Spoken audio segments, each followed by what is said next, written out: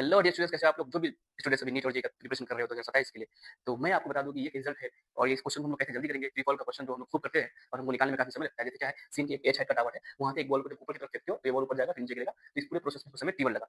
फिर उसी बिल्डिंग से एच हाइट से बिल्डिंग में तुम दूसरे बॉल को यू स्पीड से नीचे की तरफ फेंकते हो। पहले ऊपर की तरफ फेंके थे तो कुछ ऊपर जाएगा, फिर आएगा नीचे। जब उसी उतना ही स्पीड के नीचे फेंकते हो तो समय उसको टी2 लगा। फिर क्वेश्चन क्या तुमको पूछता है कि अगर उसी उसी हाइट उसी बिल्डिंग से अगर हम बॉल को छोड़ दे, जस्ट जस्ट रिलीज कर दे, तो यहाँ पे आने में समय मान लो टी लगा। तो ये टी1 और टी2 और टी में क्या रिलेशन होगा, यानी टी इज इक्वल टू टी1 प्लस टी2 होगा, टी1 माइनस टी2 होगा, क्या होगा, किस तरह का होगा, चारों ऑप्शन को दिया जाएगा। ठीक है, चलो। तो अगर सबसे पहले देखा जाए कि किसी भी बॉल को छोड़ देने से ये जो टाइम होगा वो कितना आएगा, तो याद रखना रामबाण क्या है, एकदम हम लोग को पता है, जो कुछ भी ऊपर होगा हम उसको पॉजिटिव लेंगे और जो कुछ भी नीचे होगा उसको नेगेटिव लेंगे, है ना।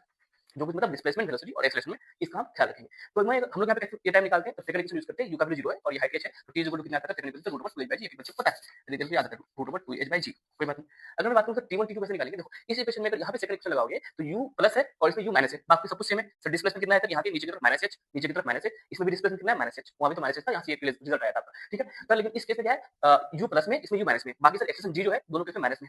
तो अगर मैं यहाँ पे सेकंड इक्वेशन लिखूंगा, चाहे उसके लिए लिखो या इसके लिए लिखो, तो माइनस h इक्वल टू क्या हो जाएगा, तो इसके लिए हो जाएगा प्लस ut और फिर नीचे की तरफ a है तो माइनस हाफ जीटी का स्क्वायर।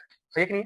चलो मैं टी को टी बोल रहा हूँ फिलहाल, ठीक। तो अच्छा, तो इसके लिए प्लस यूटी और इसके लिए माइनस यूटी, तो यहाँ पे काम तो एक ही क्वेश्चन लिखता हूँ, प्लस माइनस यूटी। ठीक है ना, हाफ जीटी का स्क्वायर, तो इसको इस पार लेके आओ, तो हाफ जीटी का स्क्वायर इस पार आएगा तो क्या हो जाएगा, माइनस प्लस जो भी बोलना है यूटी और यहाँ पे minus H is equal to 0। Sir यहाँ पे देखो सर, इन दो इक्वेशन के लिए मैं टी निकाल रहा हूँ।